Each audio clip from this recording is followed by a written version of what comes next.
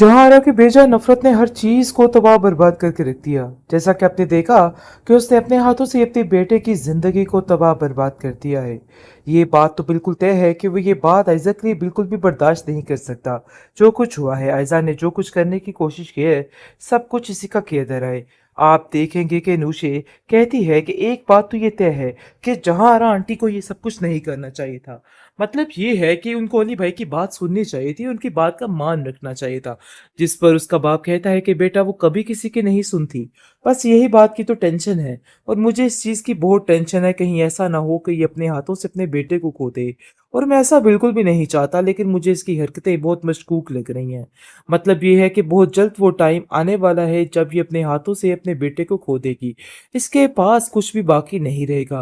बहरहाल जी, जहां आरा कहती है कि मुझे इस बात से कोई गर्ज नहीं है कि आइजा के साथ जो कुछ भी हुआ है, अरे भाई उसके अपने करतूतों का किया जा रहा है जो उसके सामने आ रहा है। तो इसलिए बेहतर यही है कि इन सारी बातों को लेके मेरे ऊपर इस तरह के इल्जामात मत लगाए जाए और ना मुझे किसी बात के लिए ब्लेम किया जाए।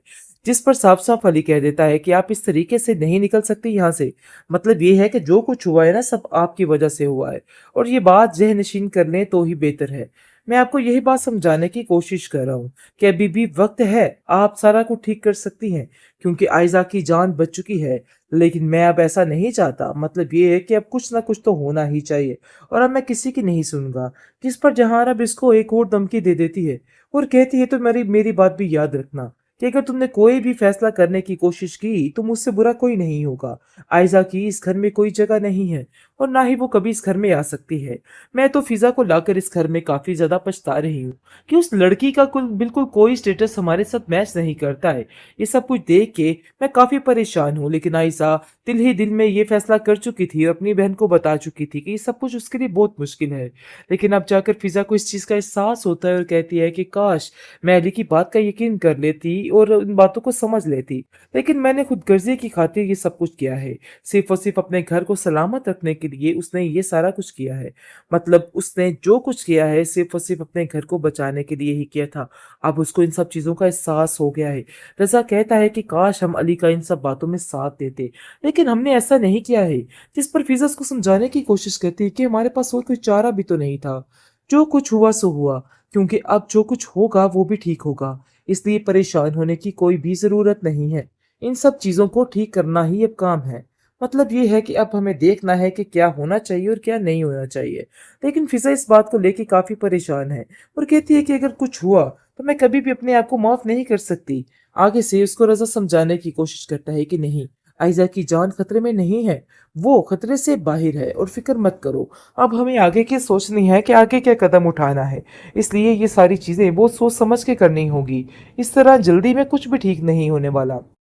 वो उसे इस बात की तसल्ली देता है और कहता है कि तुम्हें परेशान होने की कोई ज़रूरत नहीं है। अब हम आयजा का साथ ज़रूर देंगे और अब इस चीज़ के लिए तुम्हें भी तैयार रहना चाहिए। आयजा ने साफ साफ सारी बातें अपनी माँ से कर दी हैं और कहा है कि अफसोस की बात तो ये है कि आप भी मेरी किसी बात को ना समझ पाई।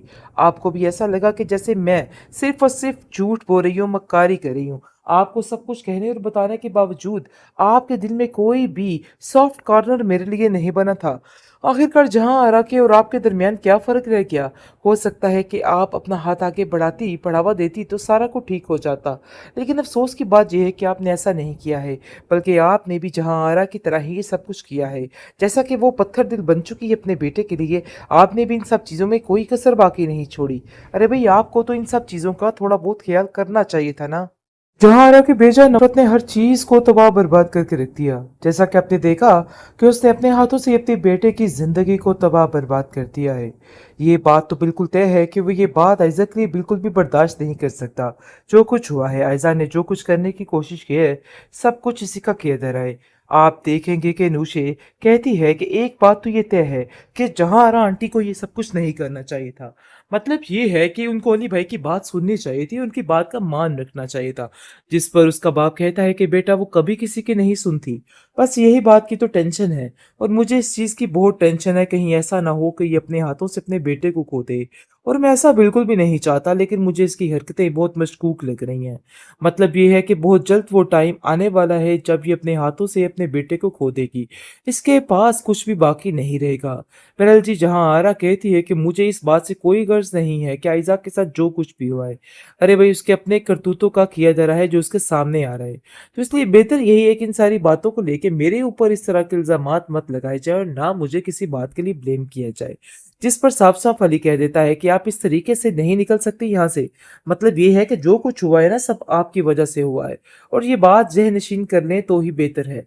मैं आपको यही बात समझाने की कोशिश कर रहा हूँ कि अभी भी वक़्त है, आप सारा कुछ ठीक कर सकती हैं क्योंकि आइज़ा की जान बच चुकी है। लेकिन मैं अब ऐसा नहीं चाहता, मतलब ये है कि अब कुछ ना कुछ तो होना ही चाहिए और अब मैं किसी की नहीं सुनूँगा। जिस पर जहाँ अब इसको एक और धमकी दे देती है और कहती है तो मेरी मेरी बात भी याद रखना कि अगर तुमने कोई भी फैसला करने की कोशिश की तो मुझसे बुरा कोई नहीं होगा। आइज़ा की इस घर में कोई जगह नहीं है और ना ही वो कभी इस घर में आ सकती है। मैं तो फिज़ा को लाकर इस घर में काफ़ी ज़्यादा पछता रही हूँ कि उस लड़की का कुल बिल्कुल कोई स्टेटस हमारे साथ मैच नहीं करता है। ये सब कुछ देख के मैं काफ़ी परेशान हूँ, लेकिन आइज़ा दिल ही दिल में ये फैसला कर चुकी थी और अपनी बहन को बता चुकी थी कि ये सब कुछ उसके लिए बहुत मुश्किल है। लेकिन अब जाकर फिज़ा को इस चीज़ का एहसास होता है और कहती है कि काश मैं अली की बात का यकीन कर लेती और इन बातों को समझ लेती। लेकिन मैंने खुदगर्ज़ी की खातिर ये सब कुछ किया है। सिर्फ़ और सिर्फ़ अपने घर को सलामत रखने के लिए उसने ये सारा कुछ किया है। मतलब उसने जो कुछ किया है सिर्फ़ और सिर्फ़ अपने घर को बचाने के लिए ही किया था। अब उसको इन सब चीज़ों का एहसास हो गया है। रज़ा कहता है कि काश हम अली का इन सब बातों में साथ देते, लेकिन हमने ऐसा नहीं किया है। जिस पर फ़िज़ा उसको समझाने की कोशिश करती है कि हमारे पास और कोई चारा भी तो नहीं था। जो कुछ हुआ सो हुआ, क्योंकि अब जो कुछ होगा वो भी ठीक होगा। इसलिए परेशान होने की कोई भी ज़रूरत नहीं है। इन सब चीज़ों को ठीक करना ही अब काम है। मतलब ये है कि अब हमें देखना है कि क्या होना चाहिए और क्या नहीं होना चाहिए। लेकिन फ़िज़ा इस बात को लेके काफ़ी परेशान है और कहती है कि अगर कुछ हुआ तो मैं कभी भी अपने आप को माफ़ नहीं कर सकती।